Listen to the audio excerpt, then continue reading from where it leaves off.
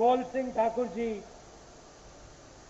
अनिल शर्मा जी, प्रकाश चौधरी जी, youth Congress भी आई है, हमारे सब मंत्रीगण, महिला कांग्रेस, एमएलए, यूथ कांग्रेस, कार्यकर्ता, एनएसयूआई, महिला कांग्रेस, हमारे सब कार्यकर्ता, भाइयों और बहनों, प्रेस के हमारे मित्रों, बहुत गर्मी है। आप सबका यहाँ दिल से बहुत बहुत स्वागत।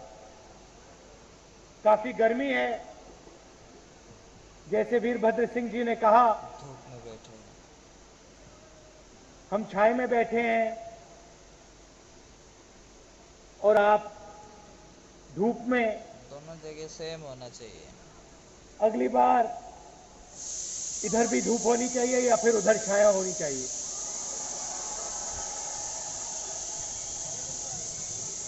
जहाज में आते वक्त आप जहाज में आज रैली आते चलाते वक्त आते जाना। आनंद शर्मा जी ने आज आते वक्त आनंद शर्मा जी ने बयान के बारे में बताया। अरुण शूरी जी के बयान पे कांग्रेस के बारे में यूपी मुझे राहुल बताया। गांधी स्पीच मंदी में थोड़ा मैं आपको भी तेजस्वी बताना बताया चाहता हूं, मंदी का स्पीच है इनका। पता नहीं हिमाचल आपने प्रदेश उनका इंटरव्यू टीवी पे देखा या नहीं। अरुण शूरी जी किसी का नाम ले चाहे ना ले, मोदी मोदी जी जी का नाम जरूर लेते हैं। और एक प्रेस के व्यक्ति कुछ साल पहले मिल रहे थे, बात हो रही थी, तो प्रेस के व्यक्ति ने, रिपोर्टर ने मोदी जी से पूछा, 24 घंटा मोदी जी काम करते। आप दिन भर काम करते हो, 24 घंटा काम करते हो, फ्री टाइम में आप क्या करते हो, मजे के लिए आप क्या करते हो। फ्री टाइम में बाहर घूमते मोदी तो जी। मोदी जी ने जवाब दिया, मुझे पहाड़ बहुत अच्छे लगते हैं और मुझे पहाड़ों में घूमना अच्छा लगता है। रिपोर्टर ने पूछा, कहां कहां गए हैं, हिमाचल में, उत्तराखंड में, बाकी पहाड़ों में आप कहां कहां गए हैं। मोदी जी ने कहा, पहाड़ों में घूमना अच्छा मैं लगता निकल है, जाता यार हूं, पहाड़। चप्पल पहन के निकल जाता हूं और पहाड़ों में मुझे घूमना अच्छा लगता है। फिर रिपोर्टर ने पूछा, मोदी जी आप किस हाइट तक गए हैं, कितने पच्चीस फुट तक हजार आप फुट पहाड़ों में घूमे हैं। मोदी जी ने कहा, 25,000 फुट तक मैं गया हूं चप्पलों में।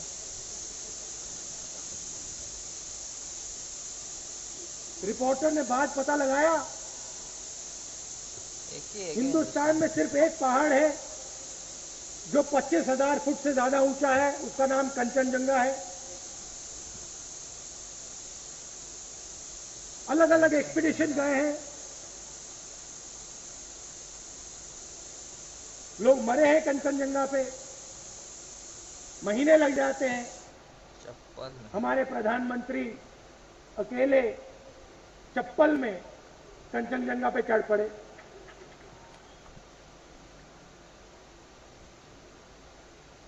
ये तो मैं कह सकता हूं चीफ कि हमारे मिनिस्टर चीफ नहीं है, वो मिनिस्टर पीएम है, प्राइम मिनिस्टर। चप्पल में 25,000 फुट तो नहीं पहुंचे, मगर जूता पहन के हिमाचल प्रदेश के हर कोने में ये चले गए हैं। अब प्रधानमंत्री बोले। जो भी हमारे प्रधानमंत्री जी के दिल में आता है,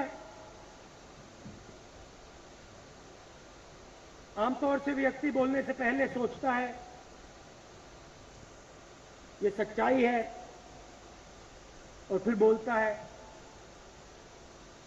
छोटे बच्चे को कहा जाता है, बेटा झूठ मत बोलो। मोदी जी, सिर्फ मोदी जी। मोदी जी को झूठ और सच के बीच में फर्क नहीं मालूम। आपसे कहा था कि 2 करोड़ 2 युवाओं को करोड़ युवा को हर करोड़ों व्यूज वो हर साल रोजगार देंगे। और ये मजाक नहीं है, क्योंकि अगर आज हिंदुस्तान के सामने कोई समस्या है, बेरोजगार, कोई कठिनाई है, तो वो रोजगार की है। 30,000 युवा हर 24 घंटे इस देश में रोजगार ढूंढने निकलते हैं। पड़ते हैं। 24 घंटे में 30,000 नए युवा रोजगार ढूंढने निकलते हैं। बेरोजगार युवा, बेरोजगार युवाओं की बात नहीं कर रहा हूं। हर 24 घंटे 30,000 नए युवा निकलते हैं। चीन से मुकाबला है। चीन की सरकार हर रोज 50,000 युवाओं को रोजगार देती है। बात तो सही है। हर रोज वो 50,000 युवाओं को रोजगार देते हैं। और मोदी जी की सरकार, हिंदुस्तान की सरकार, सिर्फ 450 युवाओं को रोजगार देती है। आप अंदाजा लगाइए, ये छोटा सा जो कोना है, इसमें 450 लोग बैठे हैं। पूरे हिंदुस्तान में रोज सिर्फ इन लोगों को मोदी जी रोजगार देते हैं। तो है भाई। बड़े बड़े भाषण। कल उनके मंत्री ने कहा कि अच्छा है, कान के बारे में अच्छा है कि लोग रोजगार छोड़ रहे हैं, एंटरप्रेन्योरशिप बढ़ रही है।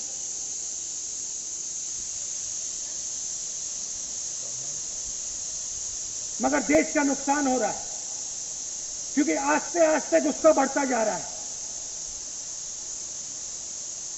70,000 युवा को भविष्य नहीं दिखाई दे रहा है। और वही बात किसानों के दिल में है। मोदी जी बड़े बड़े वायदे करते हैं, गुजरात में 10 साल में, मगर जहां भी उनकी सरकार है, जिस प्रदेश में बीजेपी की सरकार है, वहां पे हजारों किसान रोज गुजरात में सब आत्महत्या कर रहे हैं। जानते हैं।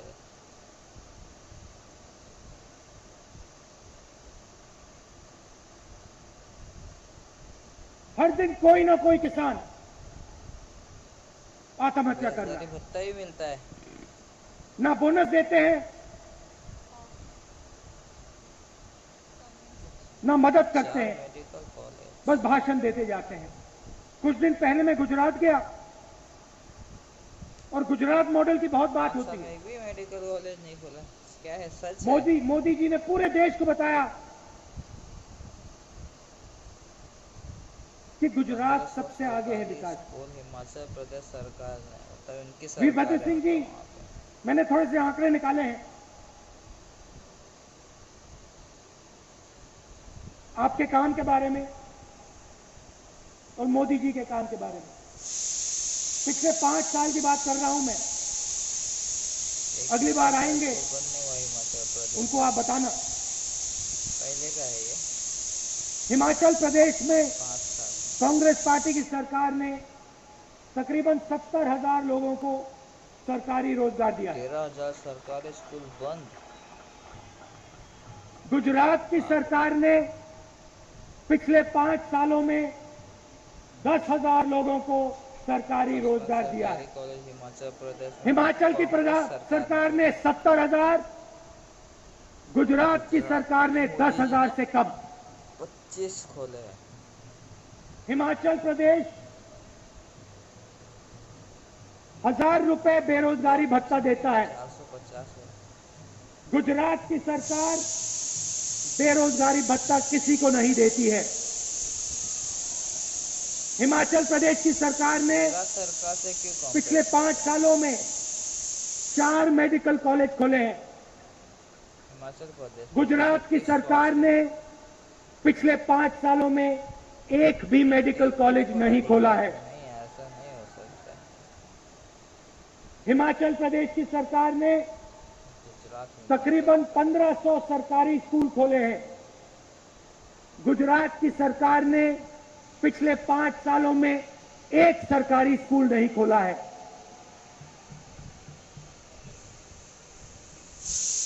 वीरभद्र सिंह जी, पिछले 5 सालों में आपने एक सरकारी स्कूल को बंद नहीं किया है। एक सरकारी स्कूल को आपने बंद नहीं किया है। पिछले 5 सालों में गुजरात की सरकार ने 13,000 सरकारी स्कूल बंद किए हैं।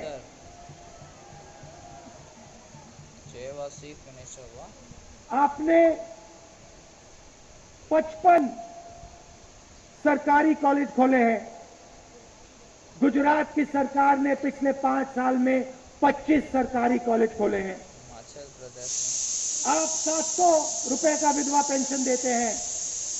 गुजरात की सरकार 450 रुपए विधवा पेंशन देती है। इंदिरा आवास में आप 1,30,000 रुपए हर गरीब व्यक्ति को देते हो। गुजरात की सरकार सिर्फ 70,000 रुपए इंदिरा आवास में देती है। आपने 230 स्वास्थ्य केंद्र खोले। गुजरात की सरकार ने पिछले 5 साल में एक भी स्वास्थ्य का केंद्र नहीं खोला है। यह है गुजरात की और हिमाचल प्रदेश की सच्चाई। मगर मोदी जी वहां नहीं रुके, वहां नहीं रुके।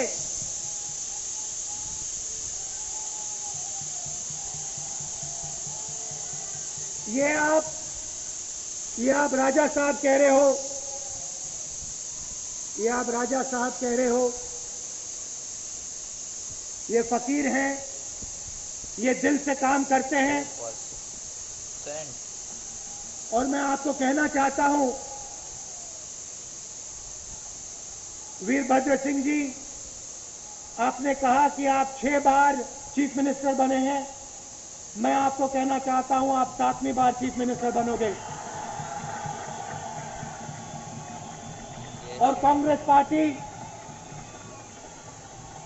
पार्टी आपके साथ खड़े होकर हिमाचल प्रदेश में कांग्रेस पार्टी की सरकार लाएगी। आखिरी में आपको 2 चीजें कहना चाहता हूं। मोदी जी वहां नहीं रुके। 8 नवंबर को पिछले साल उन्होंने हिंदुस्तान के गरीब लोगों पर आक्रमण किया। नरेंद्र मोदी जी ने बिना किसी से पूछे,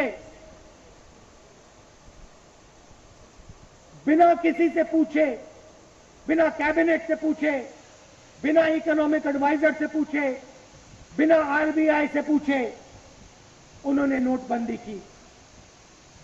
हिंदुस्तान कैश पे चलता है। हमारा जो किसान है वो बीज कैश में खरीदता है, मजदूर को कैश में पैसा दिया जाता है, छोटे दुकानदार कैश में काम करते हैं। और नरेंद्र मोदी जी ने हिंदुस्तान की इकोनॉमी पे, हमारी जीडीपी पे आक्रमण किया।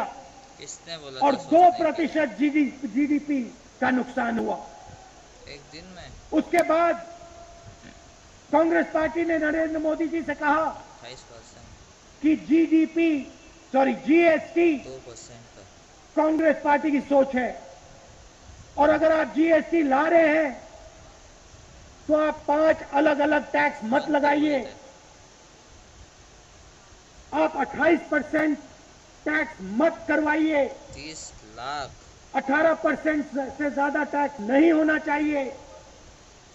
और सिर्फ एक लेवल का टैक्स होना चाहिए 18%। 30 लाख युवा और अगर आप करना चाहते हैं के कारण तो आप आस्ते से, प्यार से जीएसटी लाइए। क्योंकि अगर आप जल्दी करेंगे पूरे देश को नुकसान होगा। बड़े उद्योगपति आसानी से अकाउंटेंट ला सकते हैं, सबकी पार्टी है, मगर जो हमारे छोटे व्यापारी हैं, जो स्मॉल एंड मीडियम बिजनेसेस हैं, वो नहीं कर पाएंगे।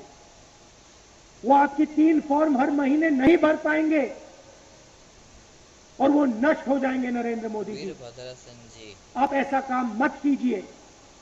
थोड़ी सी आप करुणा रखिए। दूसरे लोगों का आप सोचिए, गरीब लोगों का आप सोचिए, मगर नरेंद्र मोदी बात नहीं सुने। नरेंद्र मोदी जी ने एक दिन में जीएसटी लागू कर दी, 5 लेवल की जीएसटी लागू की, 28% की जीएसटी लागू की और हिंदुस्तान की इकोनॉमी पे जबरदस्त चोट मारी। राहुल गांधी जी विकास से लाखों रैली इन मंडी छोटे और मिडिल साइज बिजनेस बंद हुए। हिमाचल प्रदेश। गुजरात की बात करता हूं, आज गुजरात में 30 लाख युवा बेरोजगार हैं, नरेंद्र मोदी जी की देन है। गुजरात मॉडल की बात होती है, प्रधानमंत्री जी ये समझाएं कि गुजरात में 30 लाख युवा बेरोजगार कैसे हुए। मंडी से अभी जीएसटी के कारण हुए, नोटबंदी के कारण हुए और गुजरात का जो मॉडल है, इकोनॉमिक मॉडल है, उसके कारण हुए। गुजरात का मॉडल हिंदुस्तान के 10-15 सबसे बड़े उद्योगपतियों को सब कुछ देने का मॉडल है। कांग्रेस पार्टी गरीबों की पार्टी है, किसानों की पार्टी है, मजदूरों की पार्टी है, छोटे व्यापारियों की पार्टी है, छोटे दुकानदारों की पार्टी है। अब सब की बात सुनकर आगे बढ़ते हैं। नरेंद्र मोदी जी सिर्फ अपनी मन की बात करते हैं। यहां पे आप कांग्रेस पार्टी को जिताइए, वीरभद्र सिंह जी को फिर से चीफ मिनिस्टर बनाइए और बीजेपी और नरेंद्र मोदी जी को समझाइए कि हिंदुस्तान की जनता की आवाज चलाती है। हिंदुस्तान को किसी एक व्यक्ति नहीं चला सकता है और वो जो व्यक्ति हिंदुस्तान की बात सुनने को तैयार नहीं है, वो व्यक्ति हिंदुस्तान को नहीं चला सकता है। हिंदुस्तान को वही व्यक्ति चला सकते हैं जो हिंदुस्तान की आवाज को सुनता है, जो हिंदुस्तान की बात को समझता है और हिंदुस्तान की जनता से गले लगता है और प्यार करता है। आप सबका दिल से बहुत बहुत धन्यवाद। नमस्कार, जय हिंद।